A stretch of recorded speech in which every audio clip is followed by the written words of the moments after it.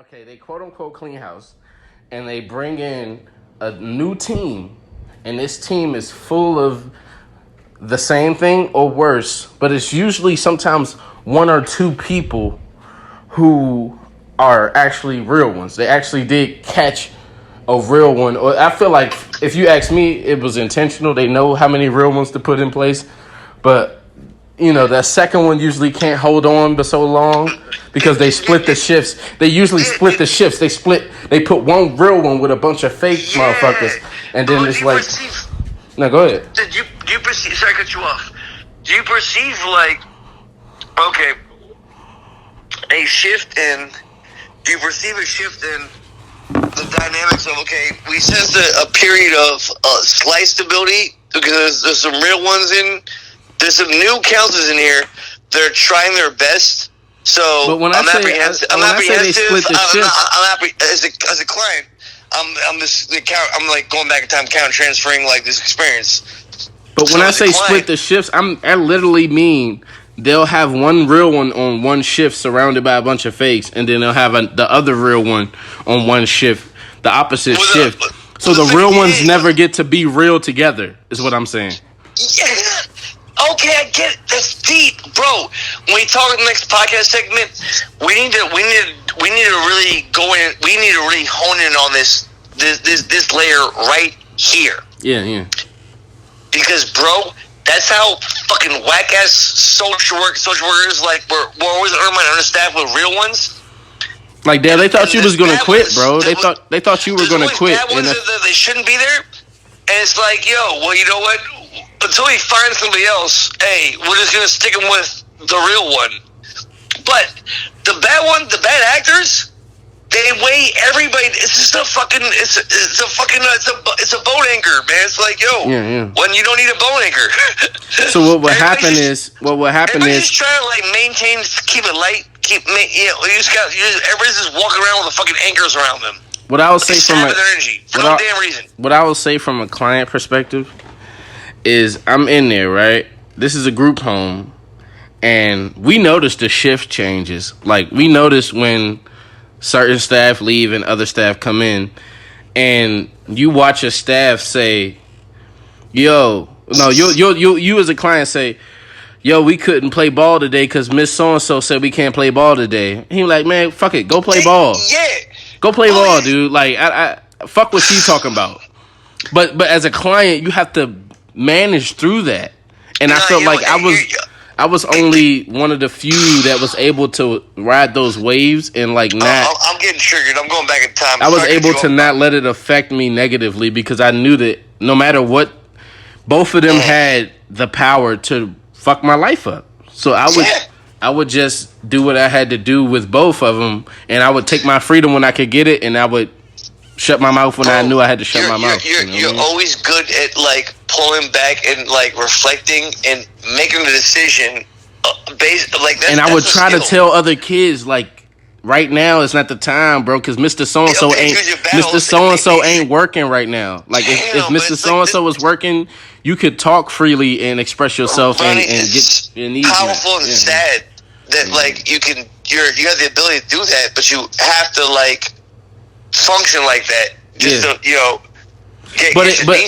for me personally, I feel like it helped me because that's how the world is. It prepared me for better pastures. That's true. Because the higher you even climb up in business and even in the world, you start to learn that you're gonna have to deal with sharks. They're gonna try to eat you, cut your throat, and you're gonna have to stand tall without fear, be resilient, and know how to navigate in shark-infested waters. Yeah, you're right. I was gonna say, bro, I worked in retail one time. We opened up this store. I'm telling you, we built the shelves and everything in the whole store, and we stocked everything ourselves, everything. And then it became a point when management started to slack at their job, and we were the ones scrutinized for it. So when management when they slack because you were so good, and they're like, man, they're so good, we can just fall back. Not even that we're so good. They were tired of the job, and I felt like they were trying to throw the store on us because we were good workers. So they didn't want to do their job anymore, and they kind of were trying to find a way out. And we're such good workers that they kind of fucked up the whole shit, and then we were left there to pick up the pieces and take all the blame.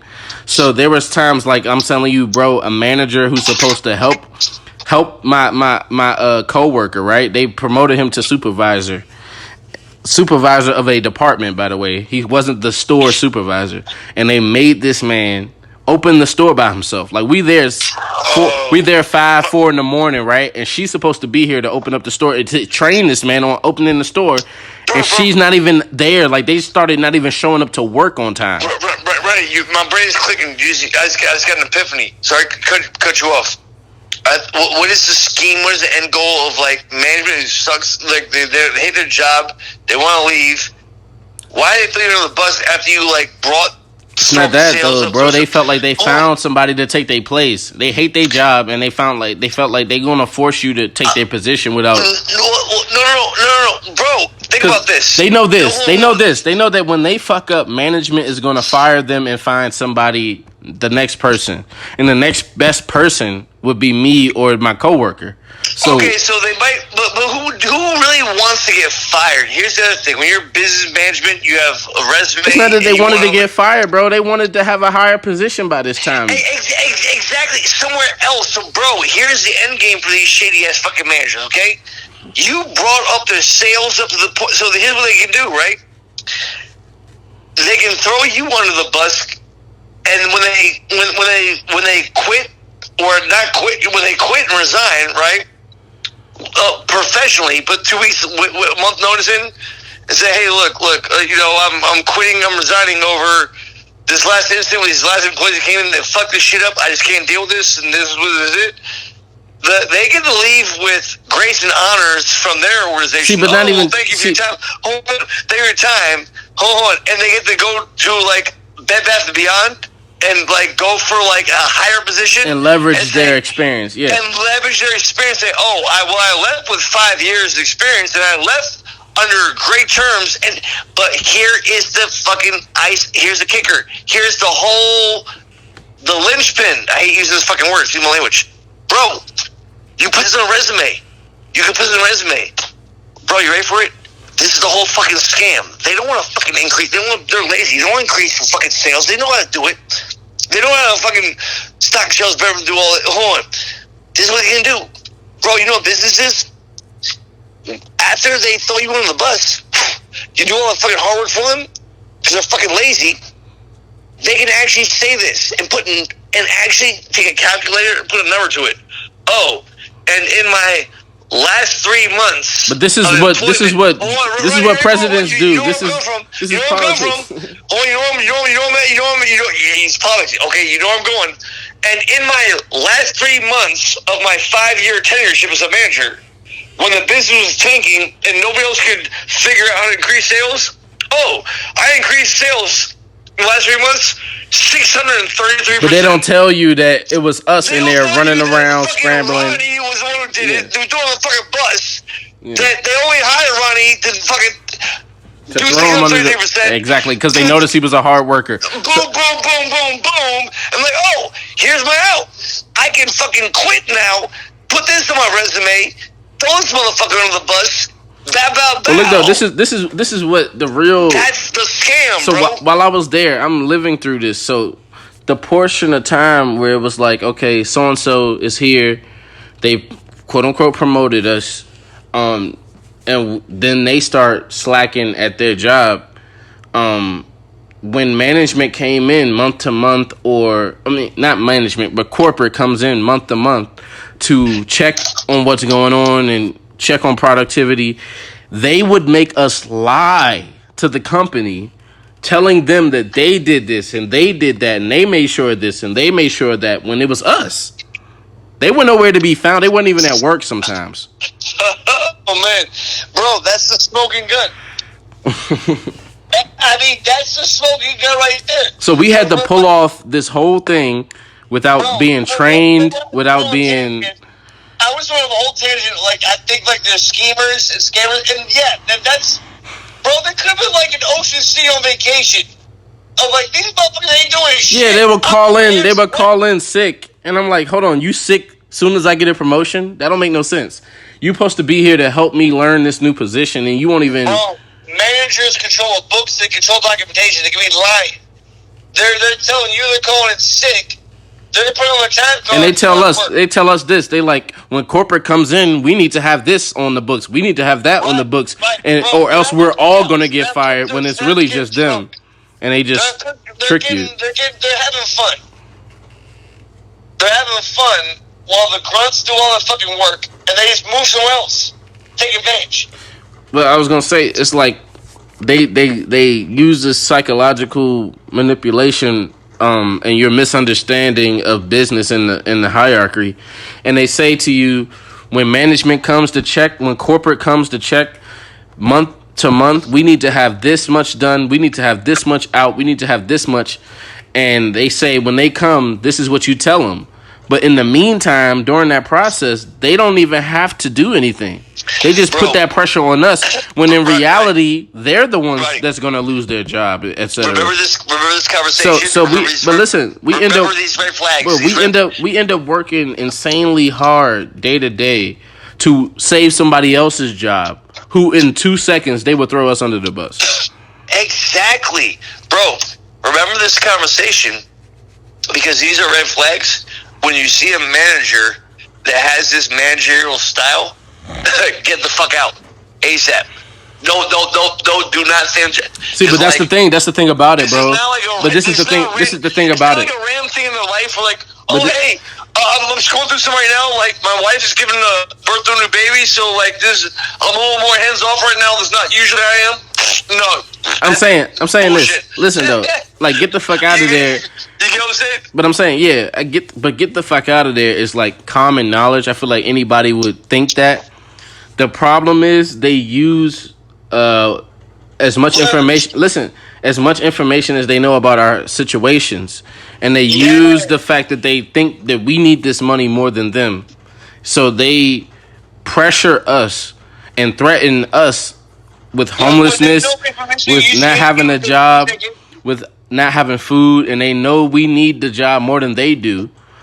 So they say you need this job. If you need this job, do this, that, and the third. They use psychological warfare. Yeah, because they know we are fucking poor. They took advantage of the fact that we were fucking poor, and they weren't fucking poor. You know what I mean?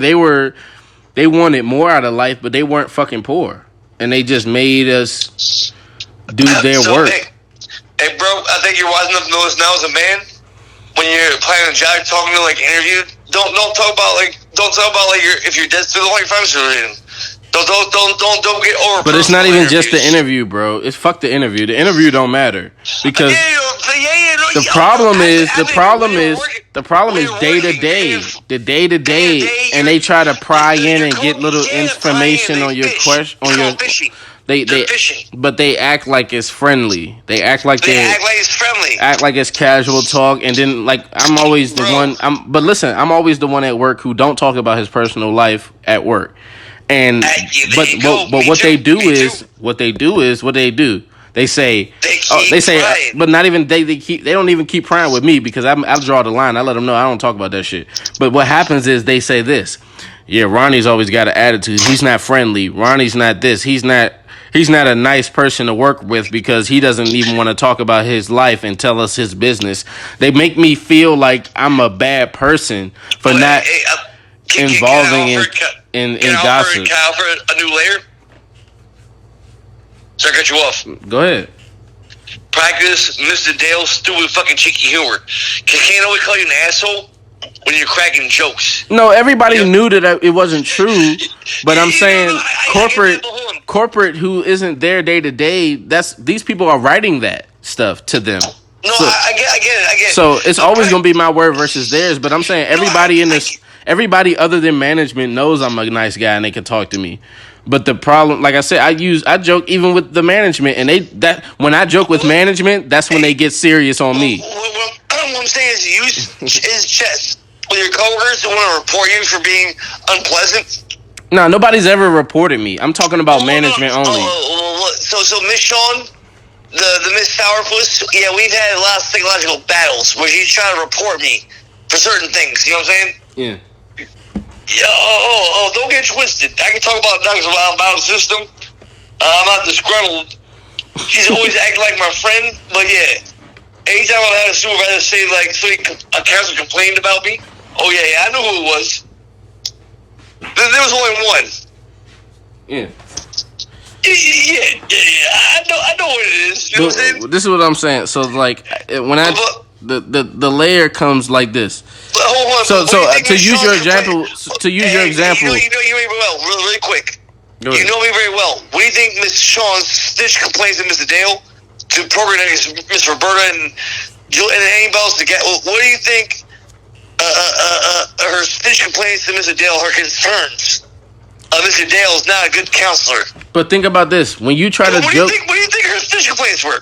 Come on, Roddy, you're smart. What do you think they were? I mean, we know what they were, but I'm saying when you joke with her, what does she do? Does she then get serious on you? Sean? Oh fuck no! I keep her real close. Keep your enemies close. You know what I'm saying? Your friends, keep your friends close. Your enemies close. Oh, I keep her close. I pretend to be her friend.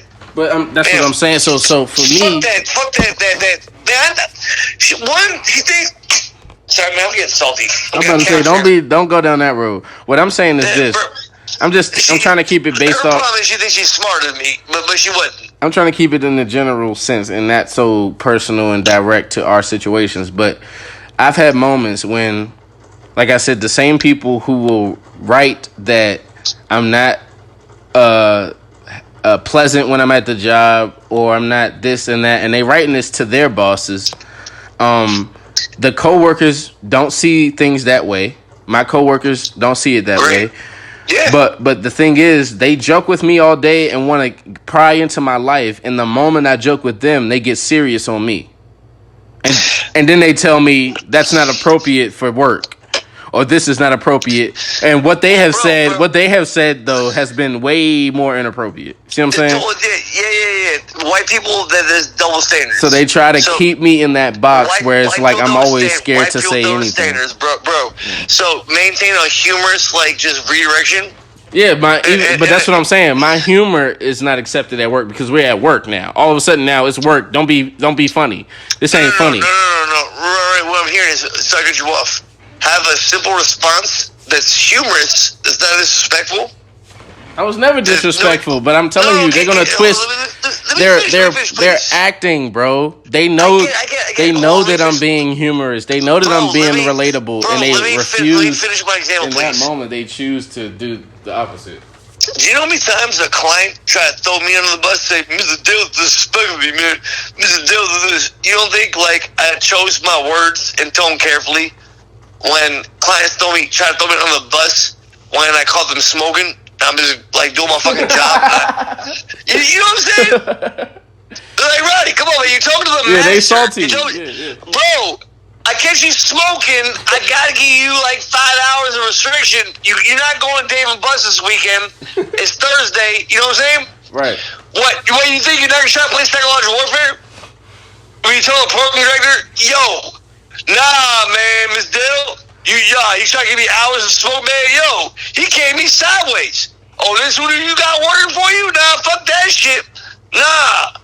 I had a badass fucking day in school. This motherfucker told me, like, man, fuck you, man, fuck you. Like, yo, hey, you want to give me hours, man? Fuck, like, what kind of shit is that?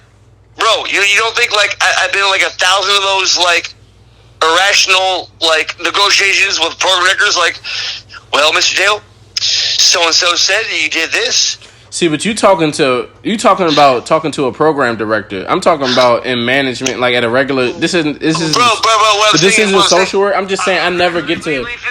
I'm just saying I never get to talk to their boss. Is what I'm saying. What I'm saying is I want to proffer. Okay, I've been in 5 million like stupid, silly scenarios where like people say I'm doing something I didn't do or whatever do, and like try to throw me under the bus. Keep it simple, stupid, not you. That's the philosophy in life. When you just like have a simple routine regimen that like, bro, like even through complicated things in life, you just keep it simple. You always on top. Things that, you know what I'm saying? You don't have to over explain. You don't have to under explain. You're consistent. Well, here we go. You ready for it? So And please don't lose my thought. I'm almost there. So, with this whole long-winded example, hold on, I'm almost there. I haven't lost it yet. I want to on silly irrational examples of fuck. I did lose it. What was I saying, Ronnie?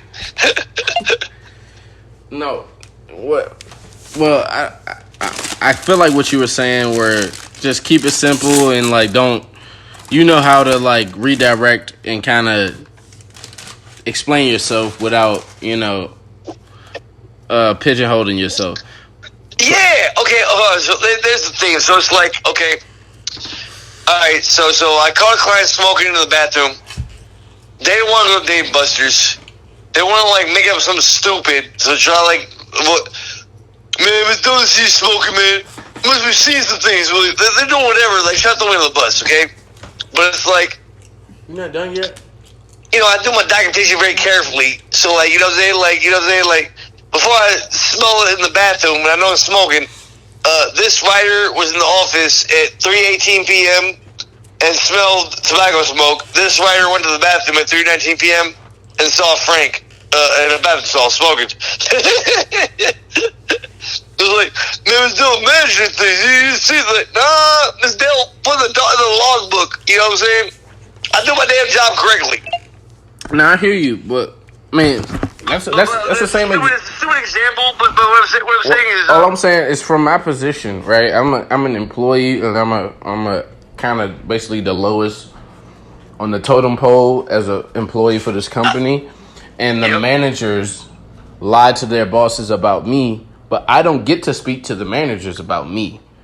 That's what I'm saying. So I get. There's a break in the chain of communication. So I almost have to appease a manager who is going to sabotage me either way. You see what I'm saying? Because I'm too. The issue is I'm a harder worker than the manager. That's what the issue is. Yeah. Okay. So and I almost make them. What it was is a cesspool. I make them look bad by doing good at my job, so they try to tell their boss that I'm not a good worker, so they can find a way to get rid of me, so that their slack and lackluster performance can look like good work. Bro, just remember this in this world. I mean, I already know how to manage it. I'm good, but I was just. Oh yeah, you already know. I'm not gonna mansplain this to you by now. You know what I'm saying? You already know by now. I'm just saying, it's no way to end it. It's no way. Fake people out there just that are in positions of power that really don't do shit. All they're looking for is pawns. People throwing in the bus. It's no way in an interview to know that that's the type of job that I'm entering into.